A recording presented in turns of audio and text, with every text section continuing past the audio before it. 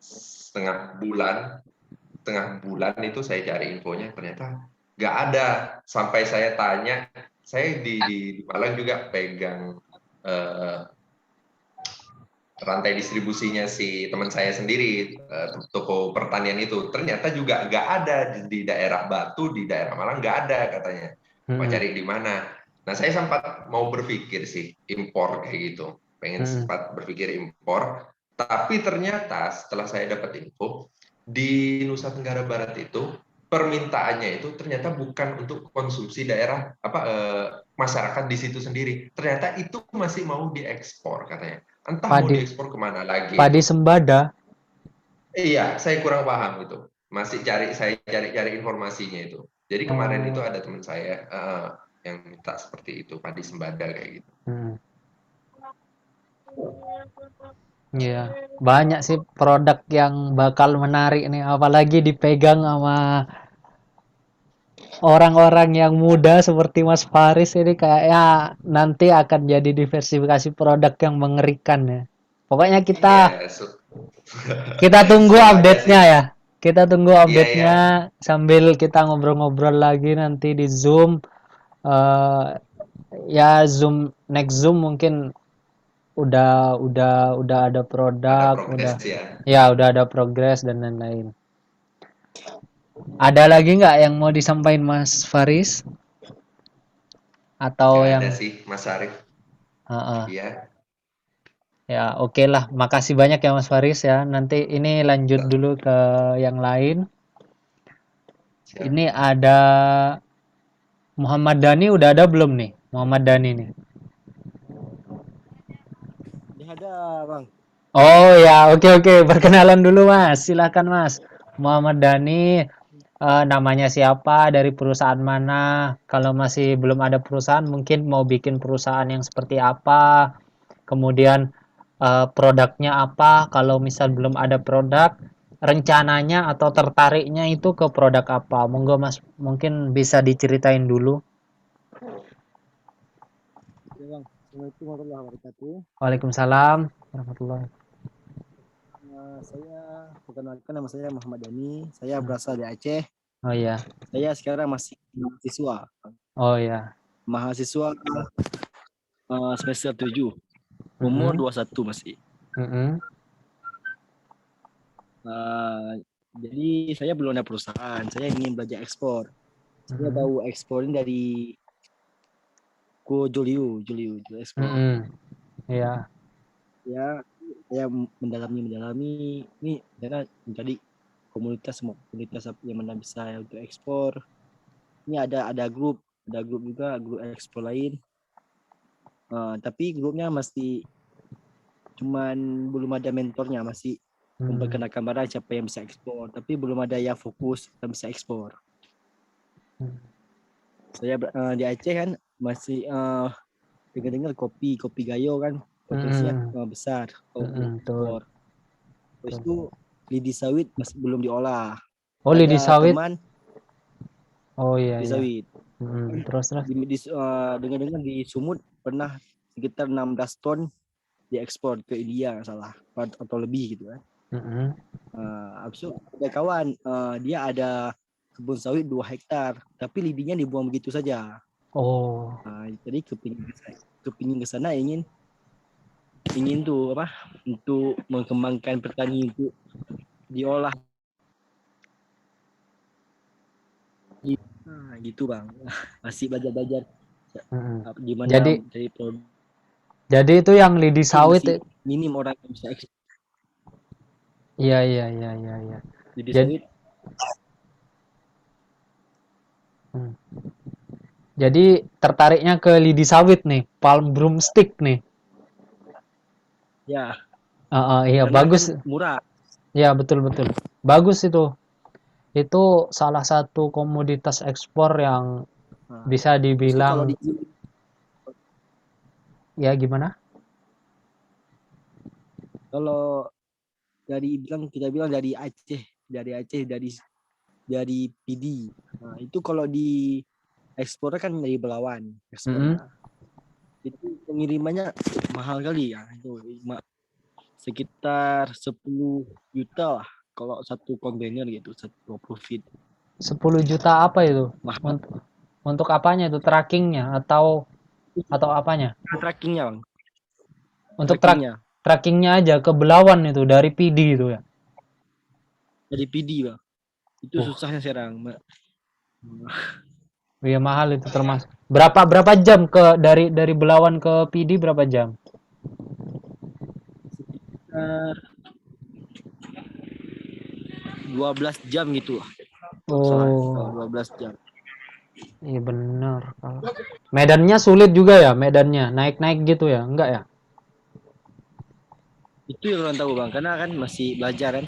Nah, kalau di potensinya kan lidi sawit belum diolah, kepengen olah lidi sawitnya. Tapi kalau kalau di kopi pun mahal kalau kita pakai uang DP kita kan. Kalau diminta Betul. DP langsung dengan pengepulnya supplier susah kayaknya.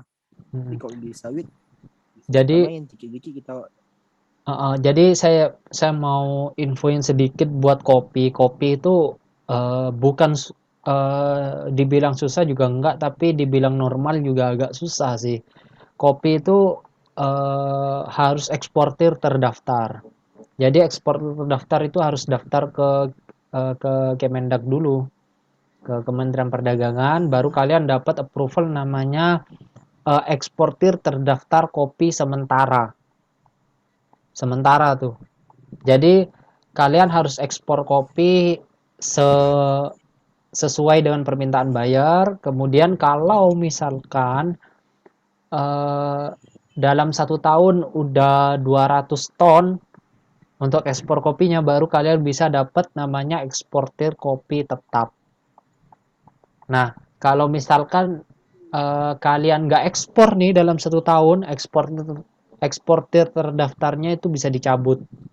Dalam bukan setahun sih, 3 bulan kalau saya nggak salah, 3 bulan ekspor terdaftarnya itu bisa dicabut. Kemudian untuk SKA dan COO itu kopi itu pakai yang internasionalnya, namanya COO ICO, International Coffee, nya apa ya? International Coffee apa gitu. Pokoknya COO ICO. Jadi untuk kopi kalau misalkan ada modal memang mantep banget, sekali order paling enggak 200 ton Mesir. Kamu bisa ngubungin atase perdagangan Mesir, ya atase perdagangan Mesir kalau saya nggak salah, mereka lagi cari partner buat 200 ton kopi sekali kirim. Jadi kalau mampu, kira-kira mampu modalnya buat nge-handle 200 ton dulu, beli 200 ton dari petani, nampung, dan juga nahan duitnya, ya silahkan hubungin ITPC Mesir aja kalau kopi. Nah, kalau palm broomstick atau lidi sawit itu bagus, karena kenapa saya bilang bagus? Karena itu di beberapa daerah yang belum tahu itu sampah. Dalam tanda kutip ya, tapi ya dalam tanda kutip itu sampah. Jadi kalian bisa olah secara semampu kalian tuh lidi sawit itu, kemudian dikumpulkan. Nah, kalau saya nggak salah itu harganya 5 ribuan ke 6 ribuan ya per kilo ya, Mas. Mas Dani Ya udah tahu harga pasaran lidi sawit, nah? pasaran 3.000 sampai 4.000 Oh, di sana ya, di petani ya.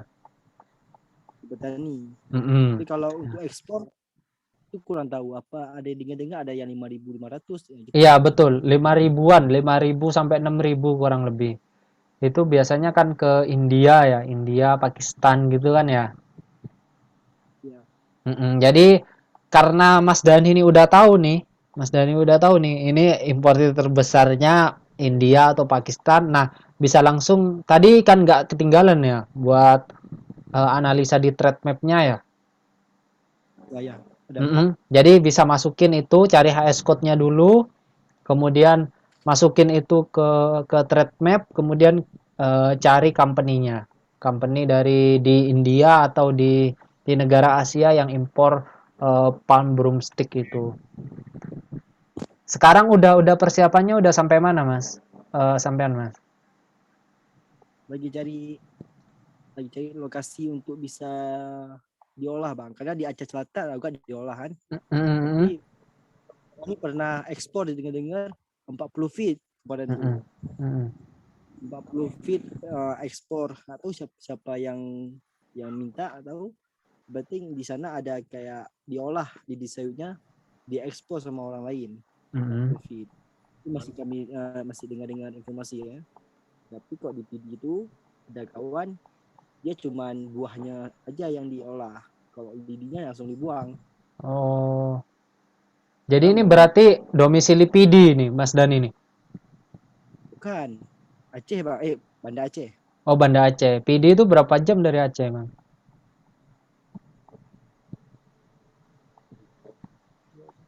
Sekitar 3 jam gitu bang.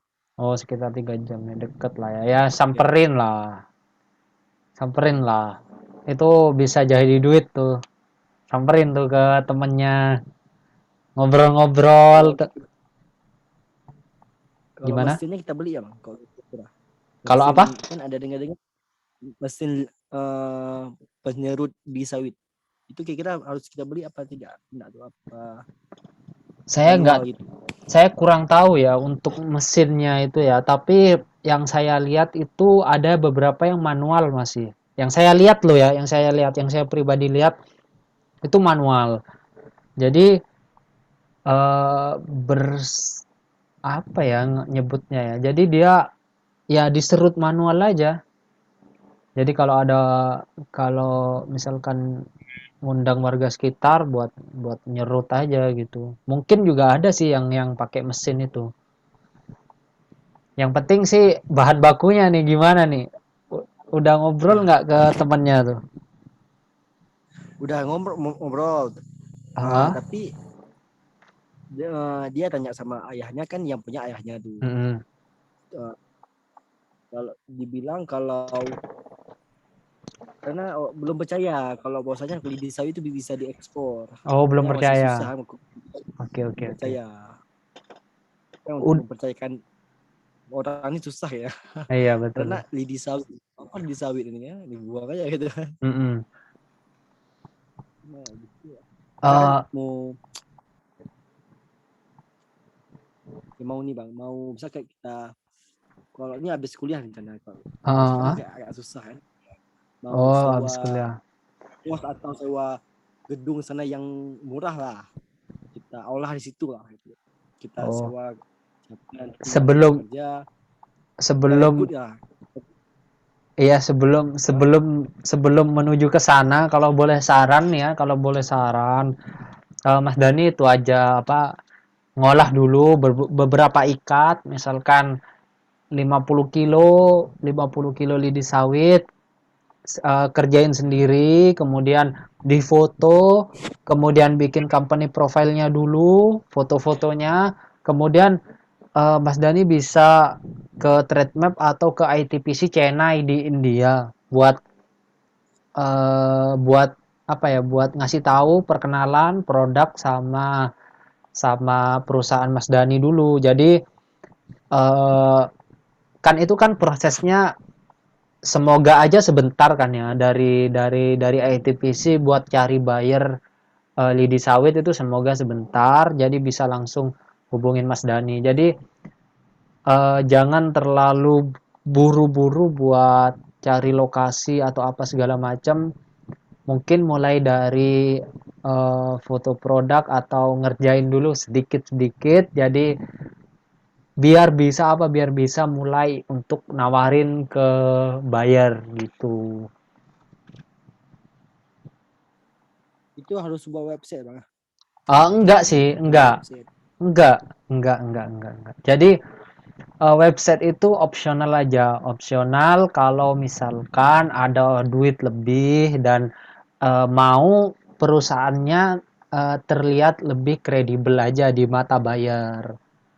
Jadi ada website itu jauh lebih bagus daripada nggak ada. Tapi nggak ada pun, selama kita koordinasi dengan baik dengan ITPC, biasanya komunikasinya dengan buyer itu lebih enak karena biasanya ITPC yang jamin nih, bukan jamin sih, itu dalam tanda kutip menjamin transaksi kalian.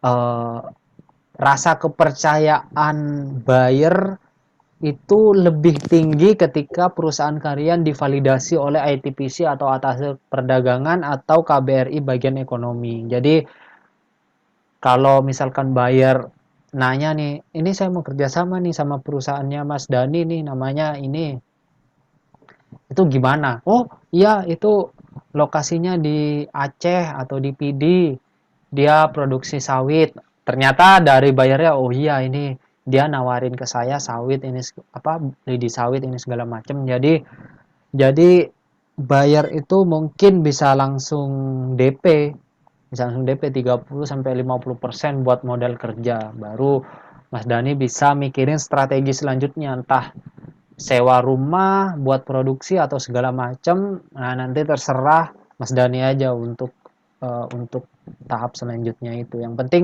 sekarang promosinya dulu, Mas. Kalau udah ada produknya, bikin amunisi untuk promosinya, baru eksekusi promosinya dulu. Jadi biar nggak terlalu banyak keluar duit sih, Mas. Biar nggak terlalu banyak keluar duit. Jadi kayak gitu sih. Harus ada PT bang, kalau kirim barang itu. Kalau CV. kalau ekspor harus ada minimal CV. Tapi kalau nggak ada pun pakai undername itu bisa. Tapi ingat ya, undername itu ada konsekuensinya. Kalau misalkan suatu saat kita mau pakai perusahaan kita yang sebenarnya, ini buyer pasti nanya nih, ini perusahaan apa lagi nih? Bukannya perusahaan kamu kemarin namanya ini. Pasti ada pertanyaan itu. Yang kedua adalah, kalau misalkan nanti urusan perbankan, urusan meminjam uang untuk modal kerja atau nerima pembayaran dari letter of credit, itu biasanya masuknya ke perusahaan di undername. Jadi makanya saya nggak nyaranin buat teman-teman untuk undername, karena kalian udah capek-capek bangun kredibilitas perusahaan, tapi ternyata perusahaan itu perusahaan minjem gitu kan, buat apa? Jadi mending kalian bikin perusahaan, meskipun CV kan murah tuh, cuma 1,5 juta 2 juta, kumpul uang buat CV, daftar izinnya di OSS, udah selesai. Abis itu tenang, tinggal promosi-promosi. Jadi kurang lebih seperti itu ya. Bang, kalau CV-nya bukan harus mengenai lidi sawit atau suatu produk, atau kan saya ada toko ATK kan ada CV. Tapi kalau CV itu kita gunakan untuk ekspor bisa nggak? Bisa, selama KBLI-nya ada. Jadi kalau misalkan udah ada CV nih ya, udah ada CV, tapi atas nama toko nih, bisa nggak buat ekspor? Ya bisa aja. Tapi cek dulu KBLI-nya waktu didaftarin ke notaris, apa ada. Kalau nggak salah itu lidi sawit itu termasuk apa ya, industri atau perdagangan gitu ya, atau industri pengolahan hasil pertanian kalau nggak salah, atau perkebunan gitulah. Kalau ada KBLI itu ya berarti bisa. Nah, nanti tinggal prosesnya di OSS. OSS itu nanti tinggal kalian masukin KBLI-nya dan izin, dan proses izinnya mudah kok, kayak kalian daftar Facebook itulah pokoknya.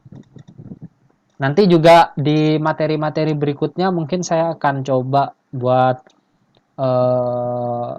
cara daftar di OSS itu seperti apa. Nanti coba saya bikinin ya. biar kalian lebih lebih enak lagi, lebih lebih ngerti lagi lah.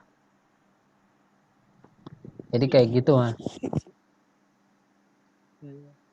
Saya nggak ada kalau pertanian tuh di CV nggak ada ya. Oh ya, Kayak tambah ini aja Mas, tambah ke notarisnya bisa ditambah kok itu KBLI-nya. bisa tambah. Iya, bilang aja mau nambah KBLI gitu. Mungkin ada biayanya tapi nggak sampai berapa kok, nggak sampai jutaan kok. Jadi tinggal nambah aja ke notaris yang ngeluarin akte pendirian itu, tanyain saya mau nambah KBLI gimana caranya. Nah, nanti bisa dijawab sama mereka. Mm-mm. Berarti cari barang dulu kan, cari barang, Ya, kita cari produksi barang. ya produksi barang dikit, foto-foto, kemudian baru tawar-tawarin.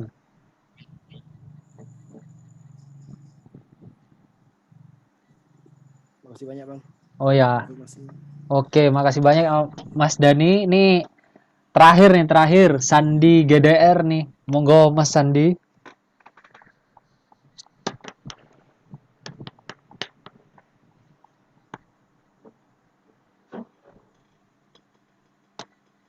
Oh, ini kayaknya nggak ada orangnya nih.